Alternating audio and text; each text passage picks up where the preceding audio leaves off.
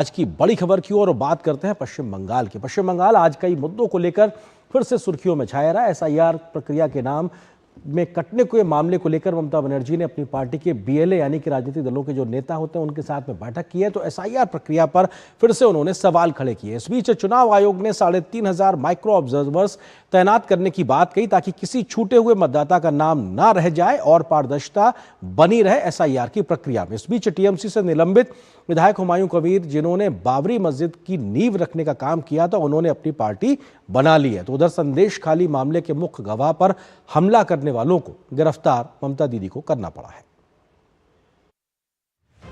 पश्चिम बंगाल में ड्राफ्ट मतदाता सूची से 58 लाख नाम हटाए जाने और 1,36,00,000 मतदाताओं के डेटा में विसंगतियां पाए जाने के बाद बौखलाई ममता बनर्जी ने एसआईआर पर सुनवाई से पहले एक अहम बैठक की। इस बैठक में कोलकाता, उत्तर 24 परगना, दक्षिण 24 परगना और हावड़ा के बूथ लेवल एजेंट यानी बीएलए शामिल हुए। ममता बनर्जी ने बैठक के दौरान बिना जनगणना के एसआईआर कराने जाने को बड़ी भूल करार दिया। तो बीजेपी ने पलटवार करते हुए कहा कि ममता एसआईआर से क्यों डर रही है।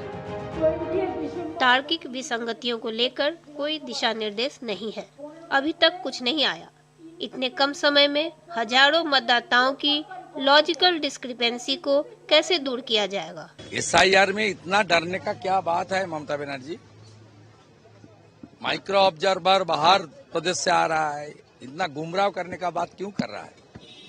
पहले दिन से एसआईआर का विरोध किया, एसआईआर को एनआरसी बताया। इस बीच कोलकाता में बड़ी संख्या में टीएमसी से जुड़े बीएलए राज्य निर्वाचन आयोग के सीईओ दफ्तर के बाहर प्रदर्शन करते हुए दिखे। वहीं सीईओ कार्यालय के बाहर बढ़ती राजनीतिक गतिविधियों को देखते हुए चुनाव आयोग ने गृह सचिव को पत्र लिख केंद्रीय बलों की तैनाती का अनुरोध किया। इधर चुनाव आयोग प्रक्रिया को पारदर्शी बनाने के लिए करीब 3,500 माइक्रो ऑब्जर्वर तैयार करने जा रहा है। राज्य मुख्य निर्वाचन अधिकारी के कार्यालय ने राज्य के 31,68,424 लोगों को सुनवाई के नोटिस भेजना शुरू कर दिया है। ये 31,68,424 लोग अनमैप्ड श्रेणी के अंतर्गत आते हैं। सुनवाई आगामी शनिवार से शुरू हो रही है। उससे पहले बुधवार को सुनवाई प्रक्रिया के संचालन के लिए नजरुल मंच में माइक्रो ऑब्जर्वर का 2 चरणों में प्रशिक्षण होगा। चुनाव आयोग का कहना है कि ये पहले चरण की सुनवाई है। इसके बाद तार्किक विसंगति वाले 1,36,00,000 लोगों के एन्यूमरेशन फॉर्म की जांच की जाएगी और फिर दूसरे चरण की सुनवाई की संख्या तय की जाएगी। ये मांग किया गया था कि चुनाव आयोग की तरफ से कहा गया था कि एक पॉलिटिकल पार्टी बार बार सीईओ ऑफिस के बाहर ऐसे सिचुएशन पैदा कर रहे हैं जो होना नहीं चाहिए। सीईओ जो ऑफिसर्स है उनको काम करने में दिक्कत हो रही है, उनका सिक्योरिटी जो है, उनकी जो सुरक्षा है वो सवालों के घेरे में आ रहे हैं। इसलिए केंद्रीय स्वराष्ट्र मंत्री से उन्होंने सेंट्रल फोर्स की मांग किया है।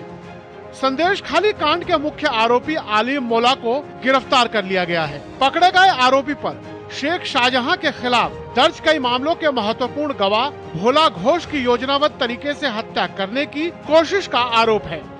मुर्शिदाबाद में बाबरी मस्जिद की नींव रखने वाले तृणमूल कांग्रेस से निलंबित विधायक हुमायूं कबीर ने अपनी अलग राजनीतिक पार्टी का ऐलान कर दिया है। कबीर ने अपनी पार्टी का नाम जनता उन्नयन पार्टी रखा है। कबीर का दावा है कि ममता बनर्जी अगली बार सत्ता में नहीं आएंगी।